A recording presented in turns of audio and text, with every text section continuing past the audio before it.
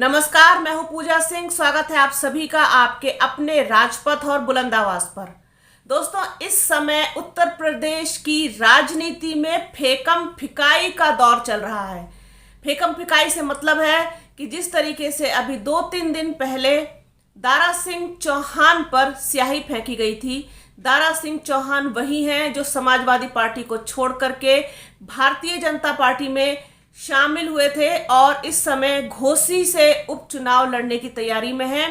इसके बाद कल जो है समाजवादी पार्टी के राष्ट्रीय महासचिव स्वामी प्रसाद मौर्य पर जूता फेंका गया और ये घटना उस वक्त हुई जब वो लखनऊ में ओबीसी महासम्मेलन में भाग लेने के लिए पहुंचे थे।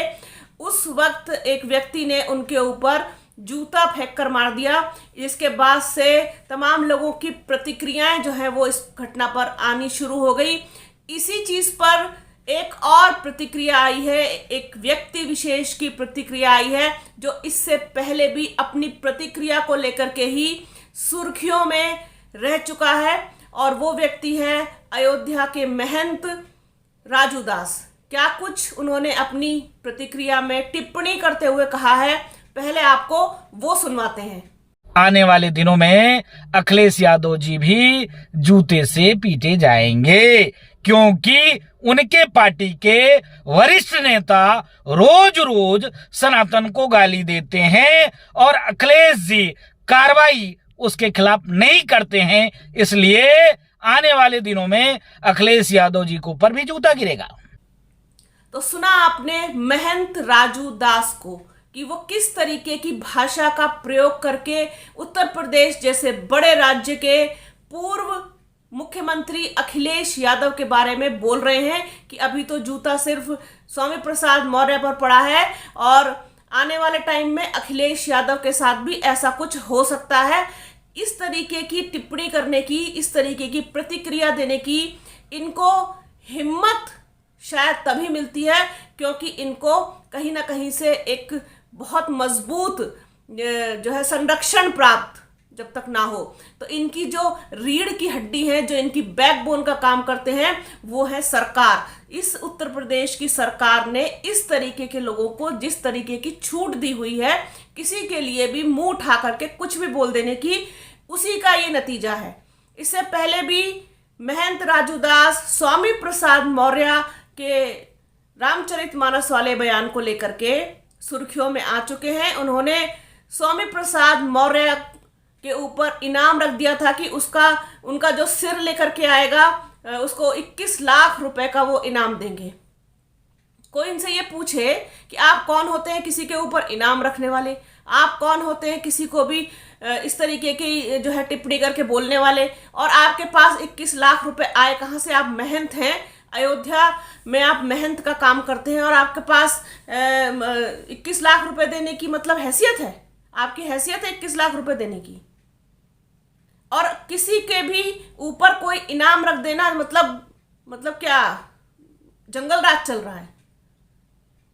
तो इस तरीके के लोगों को हिम्मत तभी मिलती है जब इन लोगों को सरकार का संरक्षण और शरण दोनों मिलती है, तभी ये कैमरे पर आकर के इस तरीके की विवादित टिप्पणी देते हैं और इस तरीके की जो जितने बयान हैं उन सब को बटोर करके उन पर अपनी प्रतिक्रिया दे करके और लाइमलाइट में आने की पूरी कोशिश करते हैं और कोई मौका छोड़ना नहीं चाहते हैं।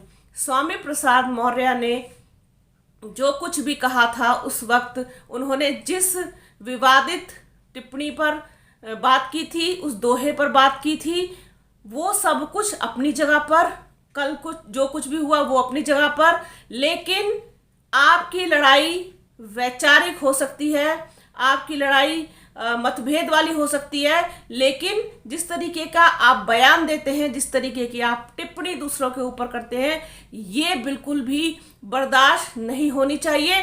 और इनके ऊपर कार्रवाई क्यों नहीं करती कोई सरकार? किसी भी तरीके की कोई कार्रवाई इन जैसे महंतों के ऊपर सरकार कभी नहीं करती, क्योंकि सरकार ने ही इनको संरक्षण दे रखा है। ये खुल करके सबके सामने आकर के किसी को भी जान से मारने की धमकी देते हैं, किसी का भी सर अलग करने की धमकी देते हैं, किसी का भी जो है पिटाई करने की धमकी देते हैं। और इनके ऊपर कोई कार्रवाई नहीं होती। एक पूर्व मुख्यमंत्री के आसपास भी फटक सकते हैं आप। यहां पर बात सिर्फ अखिलेश यादव की नहीं हो रही है। आज अखिलेश यादव को बोल रहे, कल को किसी और को बोलोगे। जो लोग इस पर कमेंट करेंगे, जो लोग इसे देखेंगे, जो लोग इसको हंसेंगे, तो हंसने से ना तो सिर्फ बात बनती है और ना हंसने से काम चलता है। देखिए, मैं अभी थोड़ी देर पहले भी ये बात कह चुकी हूं कि वैचारिक मतभेद हो सकते हैं, लड़ाई विचारधारा की हो सकती है, लेकिन इसका मतलब ये नहीं है कि आप एक प्रतिष्ठावान व्यक्ति को आप कुछ भी बोलें। हमारी लड़ाई प्रधानमंत्री नरेंद्र मोदी से व्यक्तिगत नहीं है। हमारी लड़ाई उनके साथ विचारधारा की लड़ाई है, हमारे वैचारिक मतभेद। लेकिन जब बात सम्मान की आती है तो वो देश के प्रधानमंत्री हैं और इस देश के प्रधानमंत्री को जिस तरीके का सम्मान मिलना चाहिए, मतलब मिलना चाहिए। किसी भी व्यक्ति की कोई हैसियत नहीं है कि किसी के लिए भी कुछ भी बोल दे।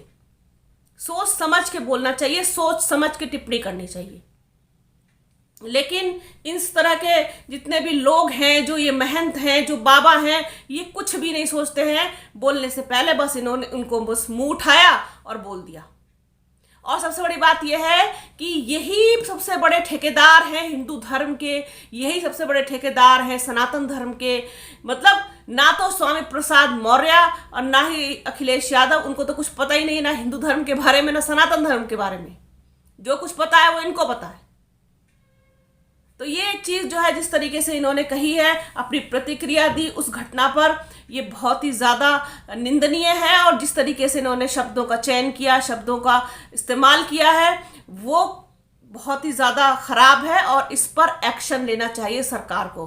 तो ये एक चीज जो है जहन में आई थी, सोचा आप लोगों के साथ इसको शेयर किया जाए। बने रहिए राजपथ और बुलंद आवाज के साथ। हमारे चैनल को लाइक कीजिए, शेयर कीजिए, सब्सक्राइब कीजिए, बेल आइकन जरूर दबाइएगा। अपना और अपनों का बहुत ख्याल रखिए। जल्द मिलूंगी आपसे एक नए वीडियो में, एक नए मुद्दे के साथ, एक नई चर्चा में। तब तक के लिए जय हिंद।